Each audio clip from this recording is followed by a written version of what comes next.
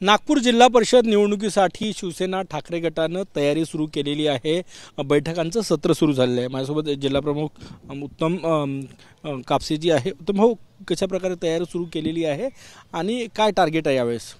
आम्ही सन्माननीय आमचे पूर्व विदर्भाचे संपर्क प्रमुख भास्कर जाधव साहेब आणि रामटेक लोकसभेचे संपर्क प्रमुख सुधीरजी सुर्वेजी याच्या आदेशाने आज आम्ही रवी भवन इथे मीटिंग लावलेली आहे।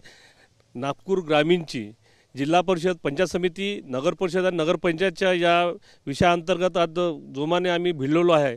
त्या विषयाचा पूर्ण आज मीटिंग लावून आम्ही येणाऱ्या जिल्हा परिषद पंचायत समितीमध्ये ज्या मागील काही गद्दारांनी आम्हाला दगा दिला, म्हणजे नाव न घेता सांगतो, काही काँग्रेसवाले होते ज्यांनी जिथे जिथे काही आपली सुई कुचकली होती त्यांना धडा शिकवण्यासाठी शिवसेना सज्ज झाली आहे।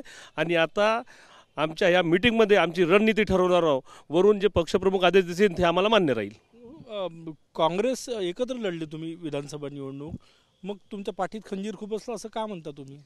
त्याच्यामध्ये तुम्ही अख्खं विधानसभेमध्ये बघितलं असेल, पूर्ण काँग्रेसचे 6चे 6 उमेदवार उतरून दिले होते।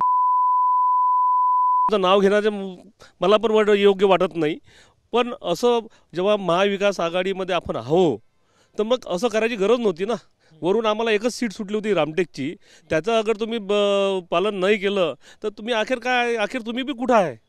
आता काय करणार मग भविष्यात? आता जिल्हा परिषद निवडणूक काँग्रेस सोबत लढणार की सोबळावर लढणार, की तयारी कशी सुरू केली तुम्ही? तयारी आम्ही आमच्या जिल्हा परिषदच्या हिशोबाने आणि पंचायत समितीच्या हिशोबाने आमची पूर्ण बांधणी मजबूत झालेली आहे।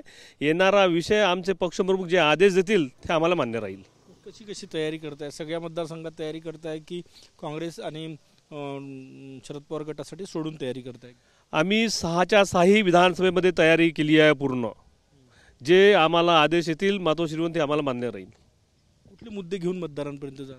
मतदारांपर्यंत हेच जाणार आहोत आम्ही की कास्तकारांचा सातबारा अजूनपर्यंत कोरा झालेला नाही।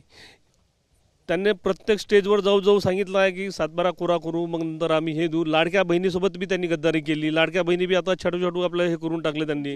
भाजप विरोधात आहे की काँग्रेस विरोधात असणार आहे? तुम्ही म्हणतात काँग्रेसला धडा शिकू, मुद्दे भाजपच्या विरोधातले, सरकारच्या विरोधातले। अहो, ह्या विषय असा आहे की नागपूर ग्रामीणमध्ये अख्ख्या महाराष्ट्रात कुठं नसन झाला तसा ह्या नागपूर ग्रामीणमध्ये विषय झालेला आहे। त्या नागपूर ग्रामीणचा विषय बोलतोय मी। अख्खं दुनिया जाणते नागपूर ग्रामीणमध्ये काय घडलं तर। नक्कीच नागपूर ग्रामीणमध्ये रामटेकमध्ये काँग्रेसनं बंडखोरी केली विधानसभा निवडणुकीमध्ये, तो राग अजूनही ठाकरे गटाच्या नेत्यांमध्ये कायम आहे आणि त्यामुळेच आगामी जिल्हा परिषद निवडणुकीमध्ये आम्ही धडा शिकू असा इशारा ठाकरे गटाचे नेते देत आहेत। कॅमेरामॅन सचिन सयामसह गजानन उमाटे, TV9 मराठी, नागपूर।